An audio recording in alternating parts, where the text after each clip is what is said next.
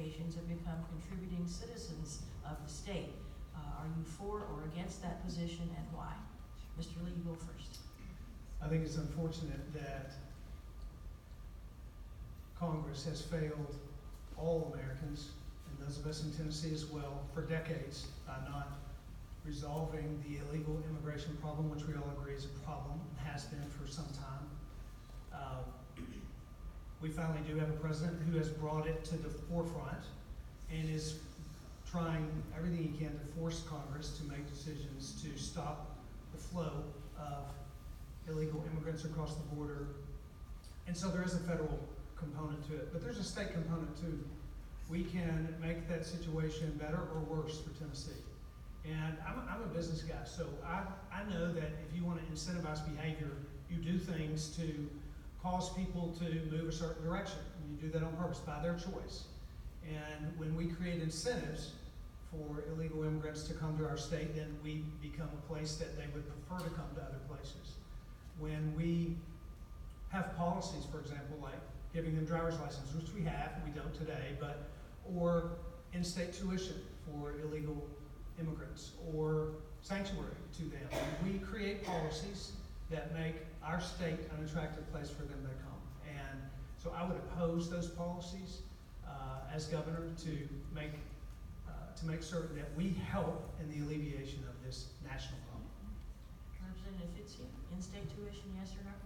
Yes, a strong yes. I have been the only person that has had an opportunity to vote on that, and I've voted on it in committee twice and on the floor that, Madam Speaker did too, had the opportunity. But, and I voted for it both times. Up until the time just recently where children were removed physically, taken from their parents in this country and sent somewhere, it's the most shameful thing I think we have done in this state, in this country, to these folks that are part of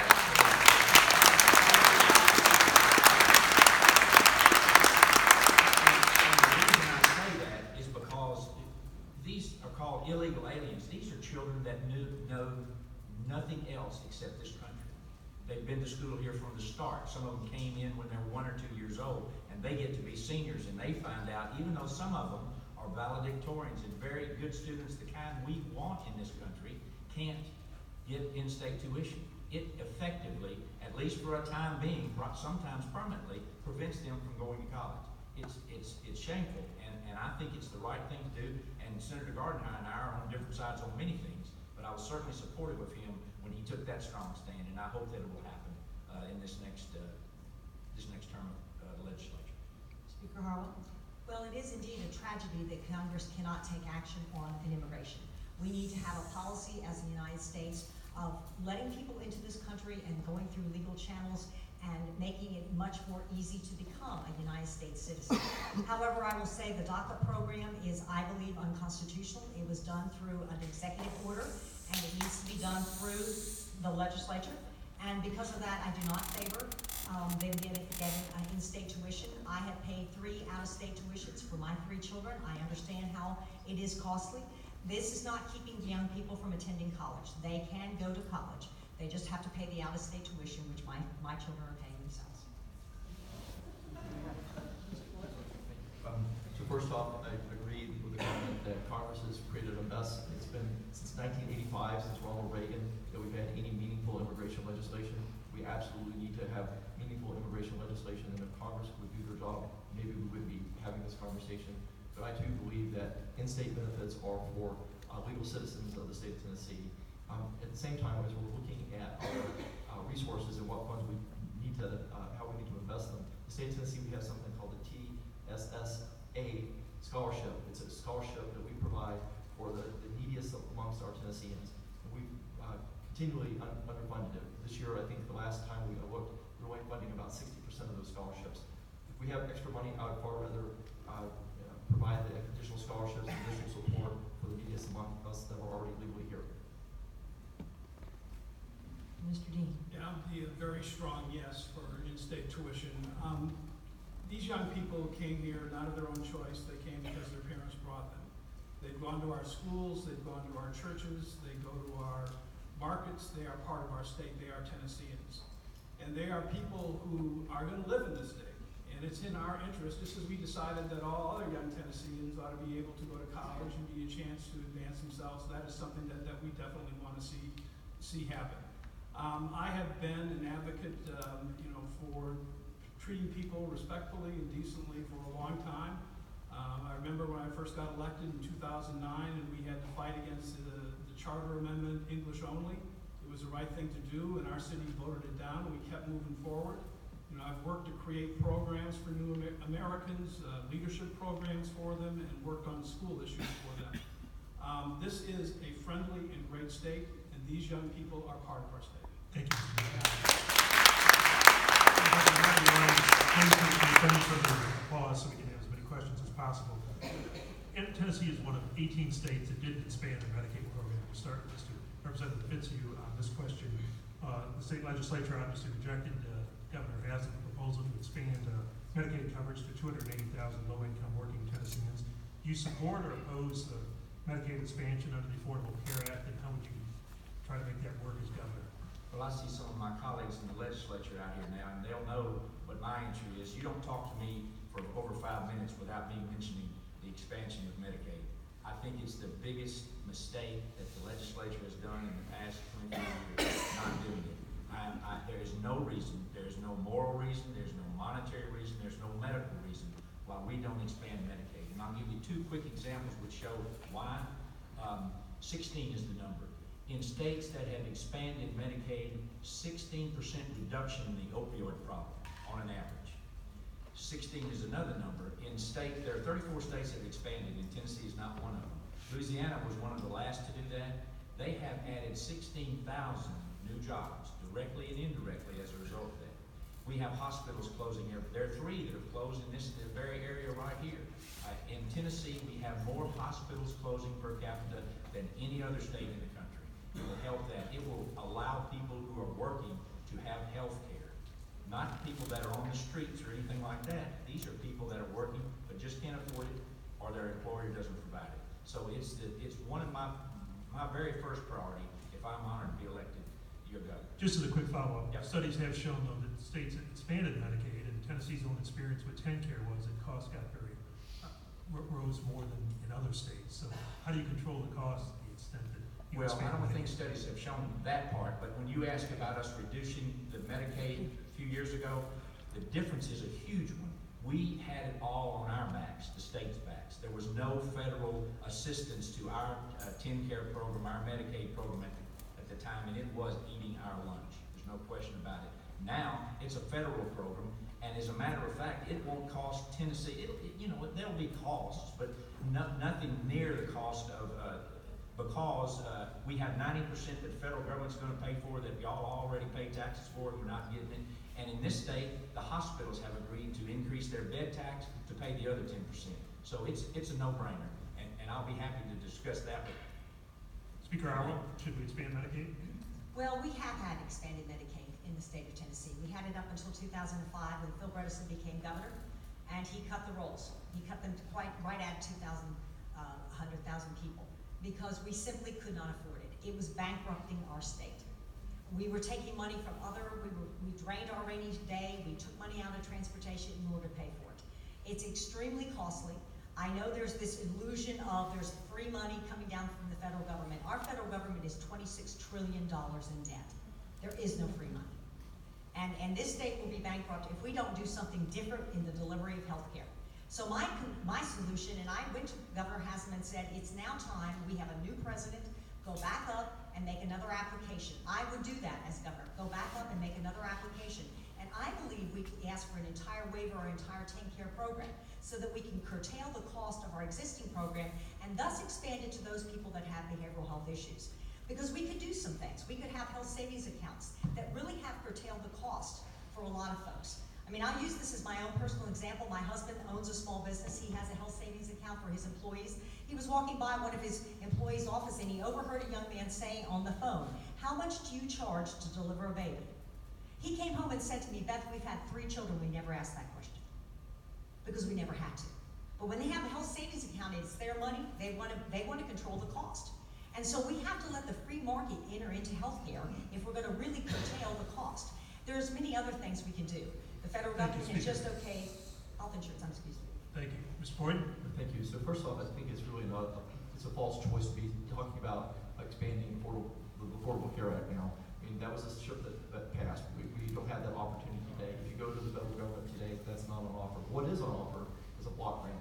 And as governor, the first thing I'll do on day one is go up and ask for a block grant or per cap funding, where we could get hopefully the same amount of money that we would have otherwise, but with a waiver, as the speaker mentioned, so that Tennesseans can design policy for Tennesseans. And we can focus on making sure that we provide health care to those that need it the most, in our rural communities, which is also an area that I'm particularly focused on. But I think there's two other big topics that we don't talk about enough. We spend a lot of time talking about how do we get more money for when we're sick, but we also need to be talking about how do we just be healthier in the first place? Because it's not about sick care that we want, we just want to be healthier. The state of Tennessee, we're number 6 in the country in smoking, number 8 in the country in obesity, we're number 1 in the country in teenage obesity, but we're number 42nd in income. Those things don't add up. We can't afford the health that we have. 80% of our healthcare costs, $12 billion worth, is derivatives of obesity and smoking. If we could reduce those two things by 10% only, that would save us about $1.2 billion a year. So we need to put a bigger emphasis on just being healthier. And then the second thing is about being better consumers of healthcare. And I agree with the speaker on health savings account. No one ever asks the price of a product or service. Go to the doctor. How many markets do you know in which no seller ever asks the price, or that tells you the price, and no consumer ever asks the price? We need to create more consumerism. Thank you, Mr. Boyd. And as a follow-up then, in block grant funding, are there changes you would make in essential services to reduce costs? Would you change the coverage that's available, eliminate some coverage I think required under the Affordable Care Act? I think with our team, with the experts within Tennessee, we can look at our particular needs and come up with a plan that would broaden coverage, make sure we're covering those that most in need in our rural communities. Mr. Dean, should we expand Medicaid? Yes, we definitely should. And it was a big mistake not to do it. And what it's done to our state is we have lost about $4 billion, and we've seen 10 hospitals close, and that's at least partially attributable to the lack of Medicaid expansion.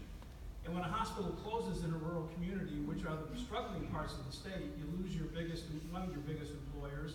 You make it more difficult to attract people to your community, harder to retain them, and harder to attract business. Plus, it means that the medical care is 30 or 45 minutes away. We need to do the Medicaid expansion.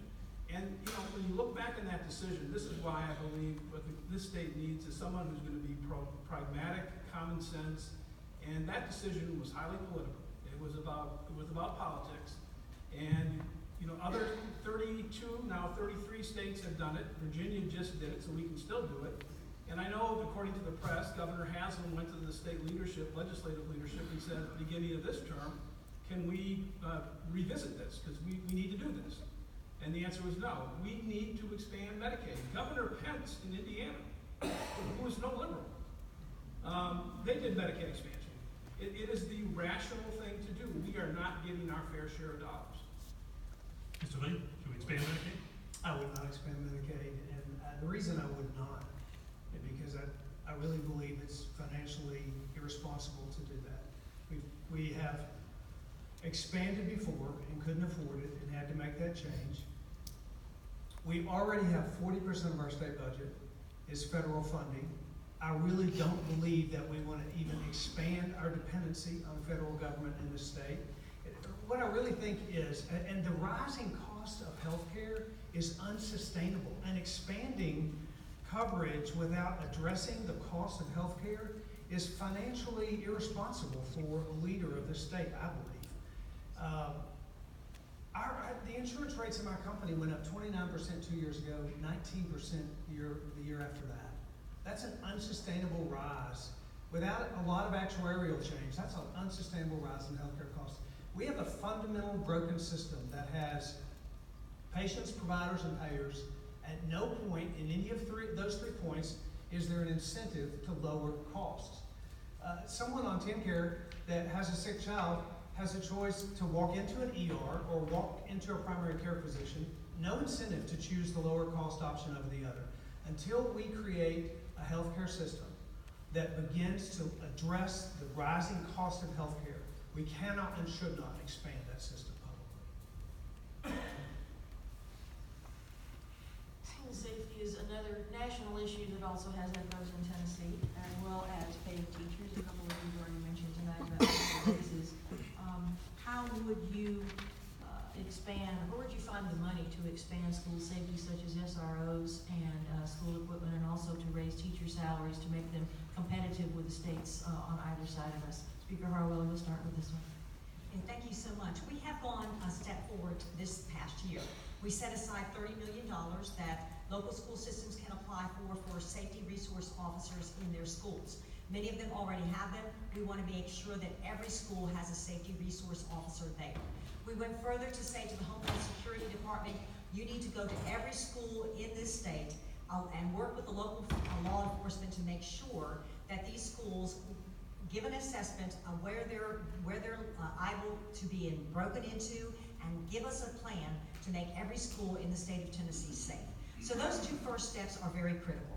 As we go forward, I think it behoves the next governor to look at our basic education funding formula and make sure that we are following best practices when it comes to hiring nurses, guidance counselors, and school resource agencies for our state. Well, the second half of that question was about teacher raises. Well, it's often said if you want to know what someone values, you look at their budget. We value education in the state of Tennessee. The last two budgets, without raising taxes, we have put more money in education than we have ever had in the past. We have raised teacher salaries twice now, and with the help of my chairman of finance, we wrote a letter to every school system in the state of Tennessee saying, we're giving you additional money. We want it spent on raising teacher salaries. So we have come a long way. Are we exactly where we need to be? No. And should we have additional money, I would allocate that to education, but I don't want to sugarcoat things. I'm not going to go into deficit spending in order to do it. Mr. Boyd? So I think the question was also about school safety as well. So first on the funding side, I too would want to open up the BEP formula, the basic education plan we have to fund our schools. I've been to all 95 counties and talked with leaders in every county across the state. I haven't found a single county that said this formula is working for us. We want to work to make sure that we're rewarding our superstar teachers like superstars. We want to make sure that every school has a school resource officer. We want to make sure that every school has the opportunity to have a nurse. And as Speaker Harwell just mentioned, I also think it's important to have a mental health counselor there as well. As far as the school safety is concerned, having a school resource officer at every school that's not only trained but also engaged. I've met with a lot of school resource officers, and the best ones aren't just guarding the door, but they're interacting with the children so they know where there could be a problem in advance and engage with them. The second thing is we just got to make the schools safer. You look at our airports and other places, they're far, far safer than our schools, where our most precious asset is. But the final thing, and this is the root cause, we've got to start putting a better focus as a society on mental health. If you look at school resource or school safety, you think about our homeless issue, overcrowding in jails, and part of our drug issue as well. It starts with a lack of emphasis on providing recovery and mental health facilities for people across our state. So as governor, it's going to be a primary focus of mine. Mr. Dean? Well, I think I talked before about priorities in a recession, and what I did in Nashville during a recession is you honor your priorities. If schools, and they would be for me, if public education is the most important thing, that's what you protect, that's what you look for as ways of expanding, and I would do that. When Sandy Hook happened, and I was mayor, and we immediately worked with the school board to redirect capital funds to make our schools safer. I think clearly having safe schools is got to be at the very top of everyone's agenda. And so there are physical things you can do. You can bring in SROs to provide more security, and we should do that. And I also think there has to be a conversation around guns. I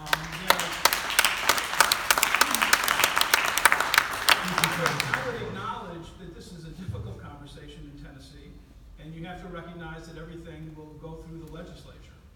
And you have to respect people's rights. But there are some things that I think we can try to reach consensus on, some things that I think we can move forward on. I think most Tennesseans would agree that we ought to do better in our background checks, that we should not have dangerous people. And I don't mean, mentally ill people. I'm not stigmatizing mentally ill people, but you don't want somebody who's dangerous to have a weapon. You don't want somebody with a lengthy criminal record or somebody who's a domestic abuser have that gun. And you need to look, and we should eliminate bump stocks. And there should be a conversation at the very minimum of raising the age for an assault rifle to 21. As Governor Haslam said, if you can't buy a beer, you shouldn't be able to get an assault rifle. And having a larger conversation on that issue. Mr. Lee? I think it's absolutely critical that we protect our students. I can't imagine my child going off to school and not coming home. And I have a great deal of sympathy for those who have had to deal with that tragedy. And we need to do whatever it is, whatever we can do to protect our students. We protect our banks with firearms, we protect our courthouses, our governor with firearms, and yet we leave our kids in gun-free zones, and we should change that. We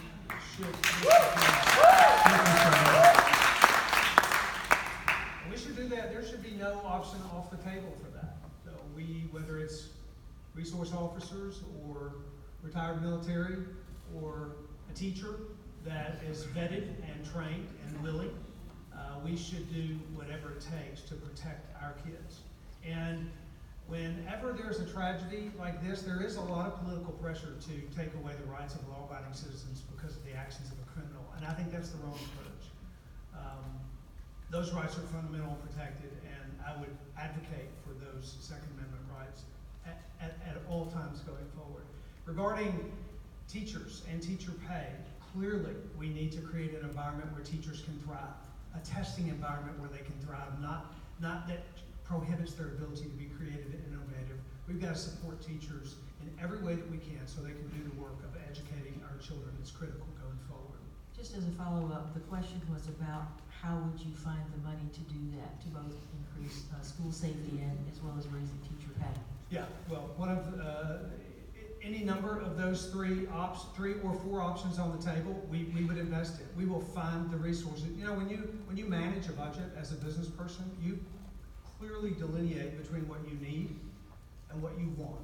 And there are certainly things in state government that we pay for that we want. But protecting our citizens, paying our teachers, creating an environment for an educational environment for where teachers can thrive, those are things that we need. And we manage a budget, we determine what it is that we need, and we find the dollars, just as you would in business, to invest in those things that we need, and both of those are things that we need. Representative Fitzhugh. Well, the answer's got a little beyond the question, so I'm gonna try to bring it in. It's still gonna be tough in a minute and a half, but I have marched with students on 2 occasions and have been to seminars that those students put on. They were amazing. They did it themselves. What they were doing, folks, is just pleading with us to do something about their schools. Can you imagine a child who's sick, who has a toothache, who has problems at home, who has all kinds of things trying to learn? How about if they don't feel safe in the place they're going to learn? So we have to put more resources for school resource officers, I think, is the best thing we can do. And as an aside, I'm certainly not for arming teachers. The second part is how do we pay teachers more? And here's the solutions that I'm thinking about. Remember, we're the lowest tax state, but people don't want to have their taxes raised, so we have to do other things. I mentioned to you about the internet law bill. I think that will do a lot. And the second thing is the Supreme Court has said now that internet gambling is legal. If it's going to be legal, like it or not, I think Tennessee ought to regulate it and ought to tax it and use that for those particular purposes. The third thing is we have to educate our folks so we can generate more sales tax and make our economy grow without raising taxes. If people have better jobs, then they will do that. And the fourth thing is a bill that I passed, that I was prime sponsor of passing in the Senate, that set up an endowment for pre-K through 12 education funds, where companies and citizens and we as a portion of our rainy day fund can use that in a trust situation, money that's thrown off, to use it for pre-K through 12. So that's some suggestions that I would have. Sorry, I'm a little over. Here in Hamilton County are 12 struggling schools, 5 of which are on the state's priority list, are all in high poverty areas. In this community, there's been a lot of discussion about equity in our schools. Do you support adjusting or reallocating resources to address inequity, or how would your administration address equity in public education and try to do more in high poverty areas? Start with Mr. Boyd. I strongly believe that there's not inequality in income, inequality in education. If we don't address that, we can never address inequality in income. Something that I experimented or started in Knoxville about 8 years ago is a model that I would like to look at in inner cities in Chattanooga and Memphis, and maybe in some of our rural communities as well. And it's called a community school. And here's the background. I went to an elementary school in inner city Knoxville with a professor from the University of Tennessee who had this concept. I remember meeting with the teachers. They had great teachers and a really, really great principal. But the teacher said that these kids come to school every day hungry, with bad eyesight, they've never seen an eye doctor, they're in dental pain because they've never seen a dentist. And this is a 335 student school. They said every single day, some kid comes into the school needing to be taken away in an ambulance, and because they've been beaten or abused the night before, every single day. And unfortunately, so many of our kids are coming to school in such a dangerous and unsupportive environment. It's hard for them to be successful. We can have the best teacher in the world, we can have the best principal in the world, but they're coming to school in that kind of environment, so they're going to struggle. So the community school concept is this: we add an extra 3.5 hours worth of program at the end of each day, an extra hour of reading, an extra hour of math, an extra hour of phys ed. There's a hot dinner where the mom can come, and I'll say mom on purpose because in this school, about 90% of the kids are single moms. They come in and they can have a hot dinner with their kids. And all the community, the churches, the university, others that want to help this at-risk community can provide GED classes, financial literacy classes, and so many other wraparound services. I think it needs a community approach. It's not just within the school time. We've got to have the whole community helping this at-risk community.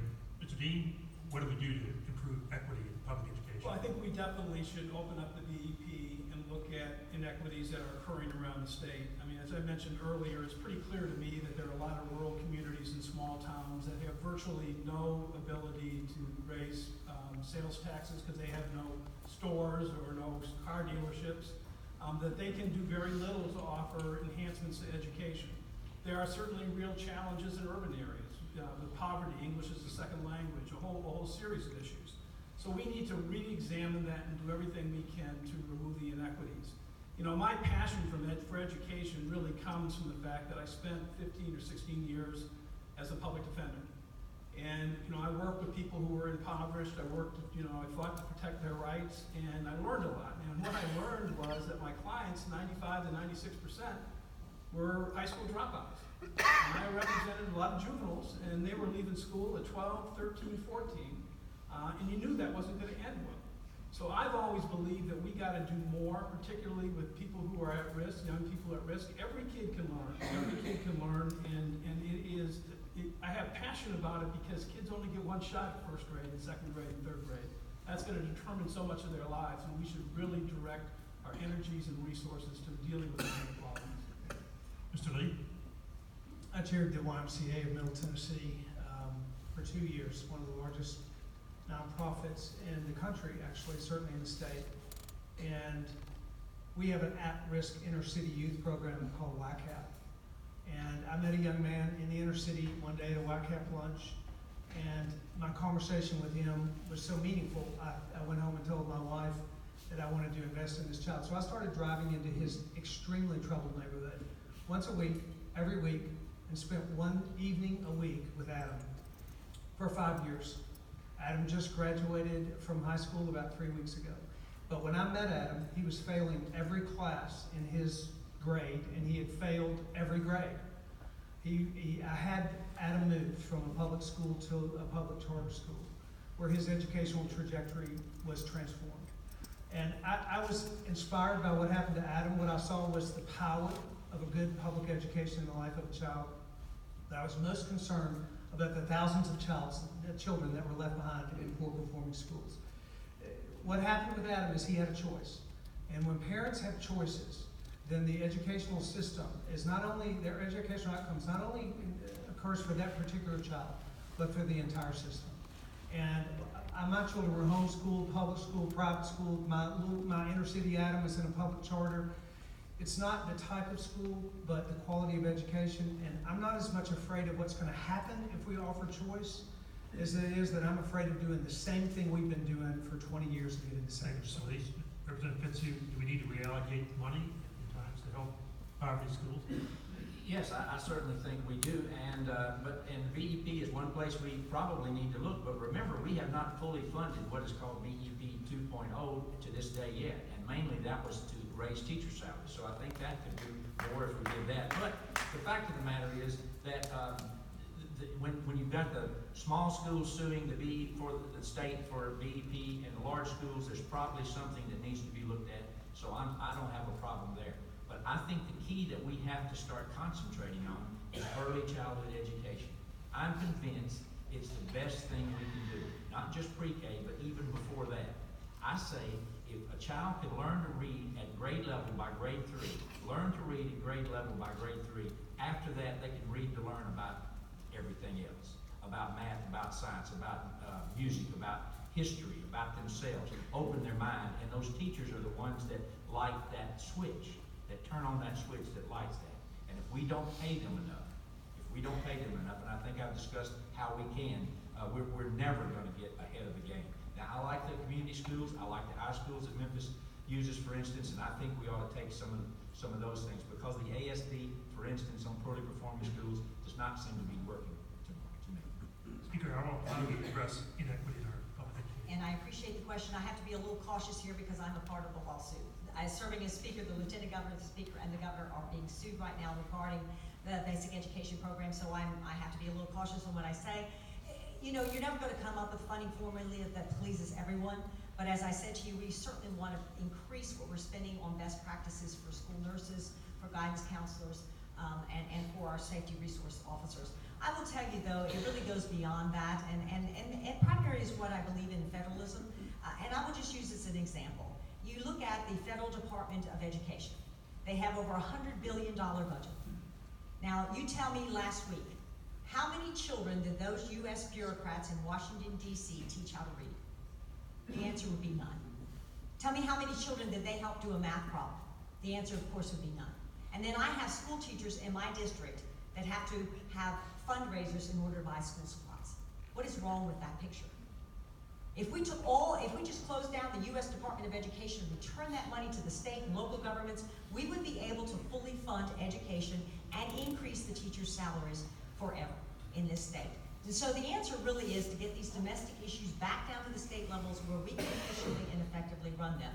I will tell you that there are some counties that pay more into the state funding formula than they actually receive back out because they're growing communities. So it is an issue that we're going to have to revisit. The last time we revisited our basic education funding formula was under Governor Bredesen. I think the next governor is going to have to. Thank you, Speaker. Okay, we are going to start asking individual questions now to the candidates, and the first one is going to be from Representative Pt2. In competing with other states for new and expanding businesses, how and when should special incentives be offered? Should there be greater transparency about those incentives? And how do you respond to the claim that selectively offering incentives amounts to the government picking winners and losers, or offering a type of corporate welfare to promote growth?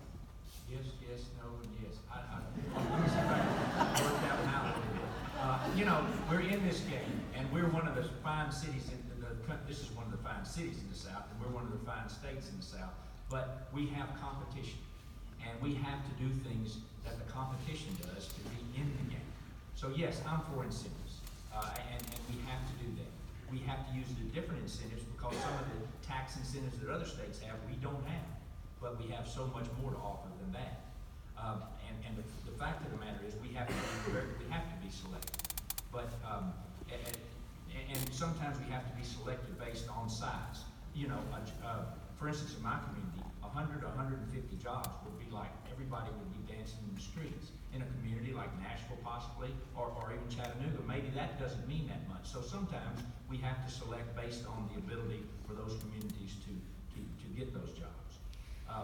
And help me in just a little The bit. other one was about, does this amount to government picking winners and losers, Well, I did, or yeah. corporate welfare?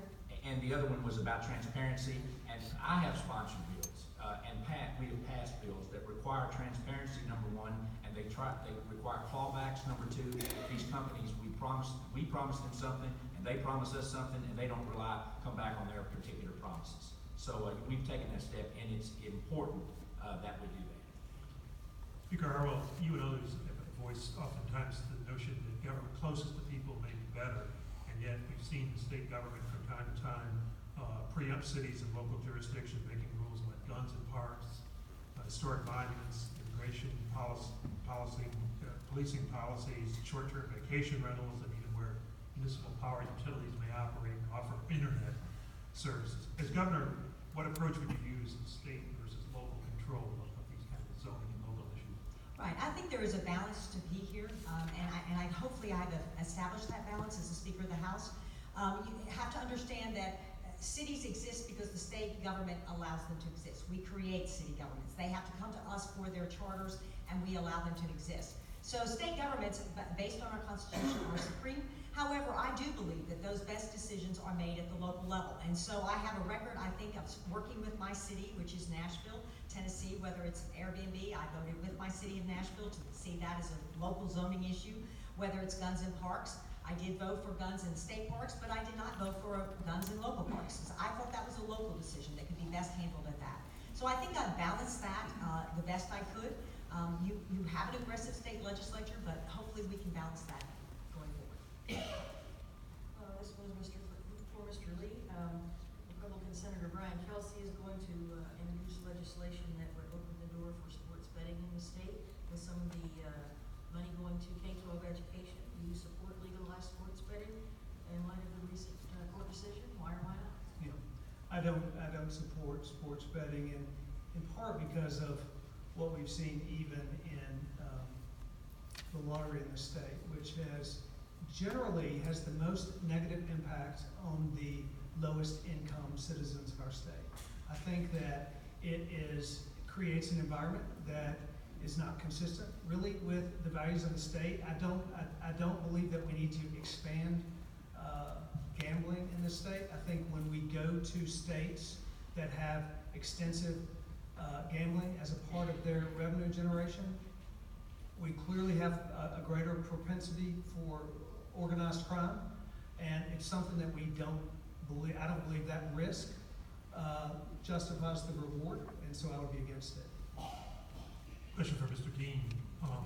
Unemployment in Chattanooga area and across Tennessee is now at an 18-year low. Employers tell us their biggest challenge now is getting an adequate supply of workers to meet the needs, particularly well-trained workers. What changes, if any, do you think the state needs to make in education, both at elementary and secondary level, and higher education, to better prepare workers for the jobs of the future? That's a great question, because I think really one of the things that's going to confront Tennessee, one of its biggest challenges, is workforce development. I think this state, in terms of its business-friendly nature, its relatively low taxes, the quality of life here, and the new federal tax laws, is going to be amazingly attractive to a lot of people. And we've got to have the people here to do those jobs, the qualified people, and that involves having more college-educated people. And so I applaud the Tennessee Promise. I applaud the work that Governor Haslam has done in that area, and we need to do more. We also need to make sure that we understand that not every young person is going to go to college, and that we need to have really good vocational ed programs that allows those who choose not to get something better than a minimum paying job where they can earn a living. Our electricians now are in their 50s on average in Tennessee. Our plumbers are getting there too, and those are jobs where you always need them. And we need to make sure that we have the up-to-date, first-class vocational programs all over the state to satisfy that need too. But workforce development, I see, as one of the most important things for us to work on over the next few years. We're ideally placed, and we need to be able to take advantage of that. And Mr. Boyd, Tennessee's economy strongly depends on direct foreign investment. We had more than 300 foreign companies located in Tennessee in the last decade, and the state exported more than $33 billion worth of goods and services to foreign countries. Do you think that the tariffs and import restrictions that President Trump is implementing on steel, aluminum, and other products is going to hurt Tennessee in the world market? So as the Commissioner of Economic and Community Development, one of my jobs was to help recruit jobs to our state. And in my 2-year stint, we did recruit over 50,000 jobs to the state. A significant portion were in foreign countries. In fact, we expanded our foreign development offices from 1 to 10. So we're aggressively reaching out to other companies and trying to bring them here. I think our low tax state and our geography makes us one of the most attractive places to invest. The tariffs are complicated. It depends on that particular industry. There will be some companies that will actually want to move here because of the tariffs, some that will be repelled. Just with regards to the tariffs in general, the president's going to make decisions that he thinks is best for the United States. As the governor, I have to represent the people of Tennessee. I've traveled across the state and talked about these tariffs with a lot of different businesses. Tennessee is a producer or fabricator of steel. We don't make steel. So I think about our company I met with in Paris, Tennessee about a month ago. They have 300 employees. They stamp metal parts and sell them to people all across the country. As a result of the tariffs, those 300 jobs are at risk. There's companies like that all across our state that are at risk of losing their company because of the steel tariffs. At the same time, I was visiting with a farmer in Lauderdale County. And he sells 3 out of 4 of his bushels of soybean to China. If they put a blockade on our soybeans, he will lose his business. So my job is to advocate for Tennessee. I will go to the president and explain why this is bad for Tennessee. At the end of the day, he'll make a decision on what he thinks is best for America. And my job is to make sure that right for Tennesseans. Thank you. One more question from everyone here. I'll start with Mr. Lee.